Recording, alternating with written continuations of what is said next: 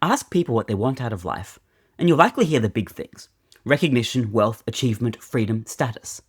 Ask what they actually remember years later, and the answers simplify: a meal, a friendship, a habit, a quiet place. The structure of our culture makes the ordinary feel illegitimate. It's treated as something you have to pass through in order to reach the real. Technology amplifies exceptionality. Social media is designed to reward outliers, not lifers. The metrics we use for economic success privilege scale and novelty. The most common things, meals and conversations and errands, are filtered out as noise. If you want evidence, look at the genres that dominate TikTok or YouTube. Spectacles, extremes, disruptions. Nobody goes viral for doing laundry, unless they've invented some outlandish life hack. But laundry is the actual rhythm of existence. The consequence? We live ordinary lives, but ordinary life is constantly devalued. The sacred becomes invisible, precisely because it's everywhere. Historians wrote about rulers and generals and wars because those events left obvious monuments. But in recent decades, the discipline has expanded to consider the longue durée, the history of climate and food and migration and disease and everyday practices.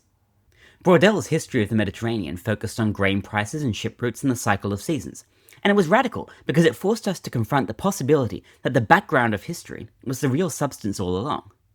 Gibbon described Rome's decadence and decline and the fall of empire, but archaeology tells us that long after Rome's political collapse, people were still baking bread.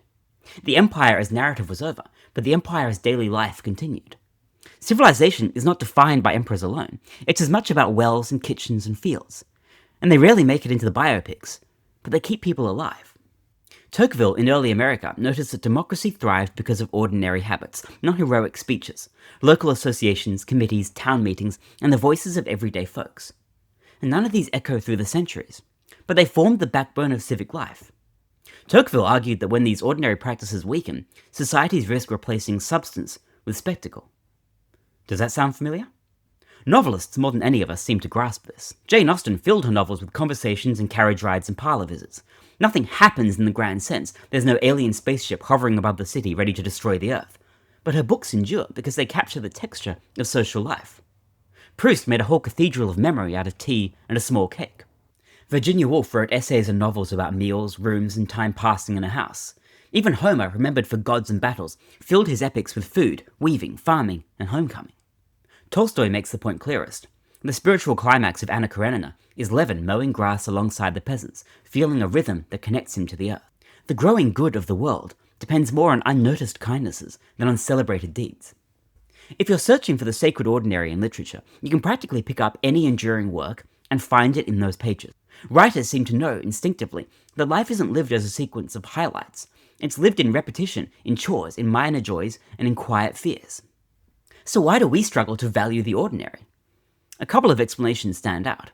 Markets value scarcity, not sufficiency. A billion-dollar company is scarce, a family is common, and so the latter gets treated as negligible. Dopamine favors novelty. The ordinary is repetitive, and so we underrate it, except when we lose it. Ask anyone who's grieved, and they'll tell you. It's not the highlights that sting in absence. It's the vanished rituals, the shared breakfasts, the daily conversations, the small gestures. Social media amplifies extremes. You scroll and you see outliers, luxurious vacations and career triumphs and perfect aesthetics. Nobody documents the act of making soup, though that might have been the most sustaining act of their week. And so the ordinary begins to feel like failure. This bias isn't new, but it feels stronger than ever. Ancient philosophers warned against chasing reputation. Early monastic traditions elevated daily rhythms as a path to holiness. But our culture lacks the scaffolding that protected the ordinary from invisibility. How do we build that scaffolding again? Ritual is one answer. Religions have always ritualized the ordinary. Christianity centers its holiest act on bread and wine. Judaism sanctifies time itself through the Sabbath. Islam prescribes pauses for prayer 5 times a day. Buddhism turns breathing into a spiritual practice.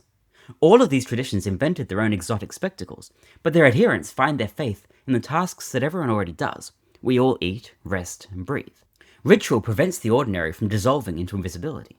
If you light a candle at dinner, the meal becomes an event. If you walk at the same time each day, it becomes more than exercise. Anthropologists will tell you that rituals function as technologies of attention. Certain ordinary acts aren't trivial. They're the architecture of meaning, as long as we're paying attention. But modern life is growing thin on ritual. We still have birthdays and weddings, but the weekly or daily practices that used to anchor time have weakened. In their absence, we try to invent substitutes, journaling and morning routines and mindfulness, and these can work, to a degree, to some degree, but the broader point remains. Without ritual, the ordinary disappears into noise. The extraordinary has its place, but extraordinary things rest on ordinary foundations. Every scientific breakthrough depends on years of tedious lab work. Every revolution depends on countless conversations. Every cathedral was built stone by stone. The ordinary is the condition of everything else. But how do you preserve that condition? I have 3 rules, and I wish I kept to them more than I do, but here we are. Protecting family meals from digital distraction, resisting the compulsion to aestheticize everything into shareable content, and accepting repetition as meaningful, not as failure. These aren't glamorous interventions, but that might be precisely the point. Ordinary life doesn't lack meaning. We lack the attention to see it. We skim past what's always in front of us, looking for something more impressive, and then we wonder why life feels so shallow, so scraped thin. What would it mean to grant attention to the ordinary, to listen fully to a friend without checking your phone, to notice the pattern of light in a room, to mark the rhythm of daily chores as the very shape of our existence? These things will never trend, they won't produce metrics, but they're all any of us are likely to remember at the end. One day, the highlights will blur. What remains? The ordinary textures, the meals, the errands, the jokes with friends, the habits of daily life. Those will be the sacred things. The task is to see them before they vanish into hindsight. A culture obsessed with exceptionality risks forgetting how to live. The sacred isn't hidden, it's not far away, it's not on a mountaintop. It's in the groceries, the laundry, the conversations, the walks, the dinners. Life isn't waiting to begin. It's already here, in ordinary time.